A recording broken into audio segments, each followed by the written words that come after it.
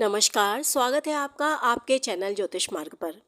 घंघोर का व्रत 11 अप्रैल बृहस्पतिवार को रखा जाएगा। मान्यता है कि घंघोर का पूजन करने से विवाहित कन्याओं का सुहाग बना रहता है और पति पत्नी के बीच प्रेम बढ़ता है। आइए जानते हैं इस व्रत की कथा क्या है। एक समय की बात है कि भगवान शिव और देवी पार्वती नारद मुनि के साथ पृथ्वी पर भ्रमण पर आए। उस दिन संयोग से चैत्र मास की शुक्ल पक्ष की तृतीया तिथि थी। इस तिथि को गौरी तृतीया के नाम से भी जाना जाता है।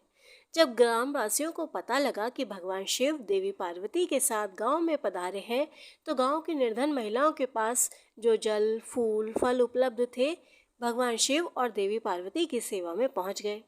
देवी पार्वती और भगवान शिव उन निर्धन महिलाओं की सेवा और भक्ति भाव से आनंदित हुए। देवी पार्वती ने उस समय अपने हाथ में जल लेकर उन निर्धन महिलाओं पर सुहाग रस छिड़क दिया। देवी पार्वती ने उन निर्धन महिलाओं से कहा कि तुम सभी का सुहाग अटल रहेगा। उन निर्धन महिलाओं के जाने के बाद उस गांव की धनी महिलाओं की टोली हाथ में विभिन्न प्रकार के पकवान सजाकर भगवान शिव और माता पार्वती की सेवा में आई। देवी पार्वती की ओर देखकर भगवान शिव ने कहा कि तुमने तो सारा सुहाग रस निर्धन महिलाओं में बांट दिया, अब इन्हें क्या दोगी। तब देवी पार्वती ने भगवान शिव की ओर देखकर कहा कि उन निर्धन महिलाओं को मैंने ऊपरी सुहाग रस दिया, इन धनी महिलाओं को मैं अपने समान सौभाग्य का आशीर्वाद दूंगी। इसके बाद देवी पार्वती ने अपनी एक उंगली को काटकर उससे निकले रक्त को उन सभी धनी महिलाओं के ऊपर छिड़क दिया। जिसके ऊपर जैसा रक्त गिरता गया उसे उतना सुहाग मिलता गया। इस तरह देवी पार्वती ने चैत्र शुक्ल तृतीया तिथि को निर्धन और धनी महिलाओं को सुहाग बांटा था। इसके बाद देवी पार्वती भगवान शिव से आज्ञा लेकर नदी पर स्नान करने गईं। स्नान के बाद देवी पार्वती ने बालू के ढेर से एक शिवलिंग तैयार किया और उसकी पूजा की।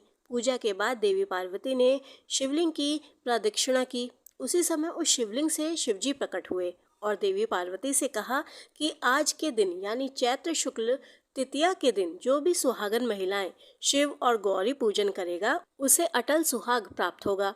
उधर शिवजी की पूजा करते हुए देवी पार्वती को काफी समय हो गया, तो वह लौटकर वहां आई जहां भगवान शिव विराजमान थे।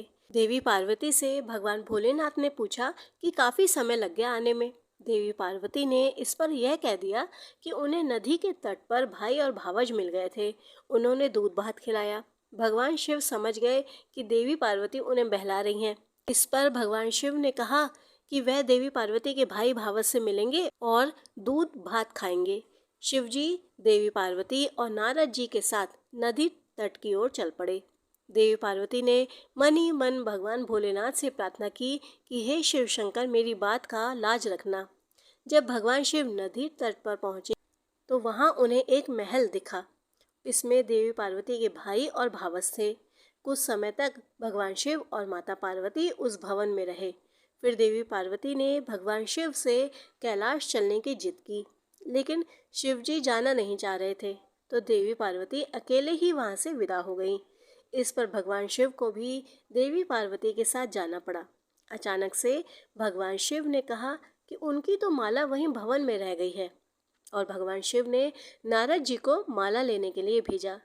नारद जी जब नदी तट पर पहुंचे तो वहां ना भवन था, ना देवी पार्वती के भाई भावज थे।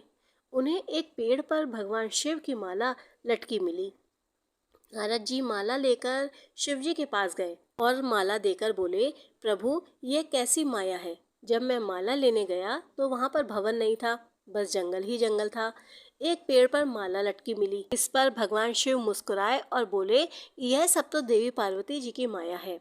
इस पर देवी पार्वती ने कहा कि यह सब मेरी नहीं, भोलेनाथ की माया थी। नारद जी ने कहा, आप दोनों की माया आप दोनों ही जाने। आप दोनों की जो भक्ति भाव से पूजन करेगा उसका प्रेम भी आप दोनों जैसा बना रहेगा। कथा अच्छी लगी हो तो चैनल को सब्सक्राइब और वीडियो को लाइक ज़रूर करिएगा। धन्यवाद।